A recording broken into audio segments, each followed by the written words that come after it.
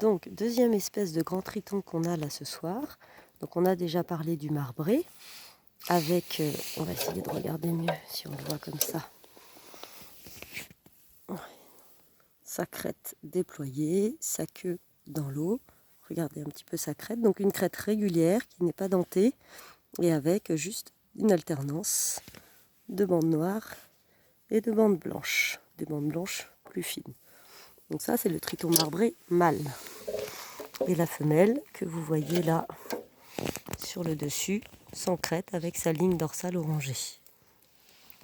Deuxième espèce, alors ça s'agite un peu, c'est une femelle, nous n'avons pas trouvé de mâle pour l'instant, c'est celle-ci.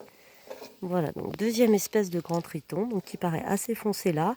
Si vous le voyez un peu dans l'eau, à la lumière, qui a en fait des points noirs foncés et une coloration un peu plus claire, et surtout qui se reconnaît, t'entends, à sa face ventrale, superbe. Alors, c'est pas forcément très facile à montrer. Donc, une face ventrale jaune, fluo, avec des gros points noirs. Jaune, orange. Donc, jaune, orange, fluo, sur toute la face ventrale, et qui se poursuit le long de la queue. Donc, ça fait un animal qui, finalement, sur le dessus, paraît assez terne. Donc, vous voyez. Alors, elle est assez dynamique, elle n'arrête pas de bouger. Voilà.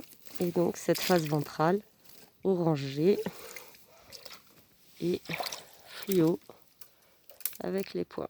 Donc, complètement différent de la face ventrale du triton marbré. Donc ça, c'est une femelle. Vous voyez qu'elle n'a pas de crête sur le dessus. Elle est assez homogène. Le triton crêté mâle, si on en avait un, serait fait comme la femelle, mais avec une très grosse crête sur le dessus, un peu comme le mâle de marbré, mais une crête qui serait découpée et de couleur noire. Alors, si on n'a pas regardé, mais ce qui est sympa habituellement sur le triton crêté aussi, quand on peut voir, c'est les pattes, les doigts. Bon, celle-ci n'est pas très marquée, mais souvent, elles ont une zébrure, une alternance de couleurs sur les doigts. Regardez, entre du noir et l'orange qu'on retrouve sur le ventre, ce qui est assez joli. Donc vous voyez, elle est sympa, elle pose. On voit le dessous de la queue jaune, donc ça donne quelque chose. Ça donne un animal assez joli et de taille assez impressionnante. Alors surtout si on avait un mâle, il pourrait être encore plus gros.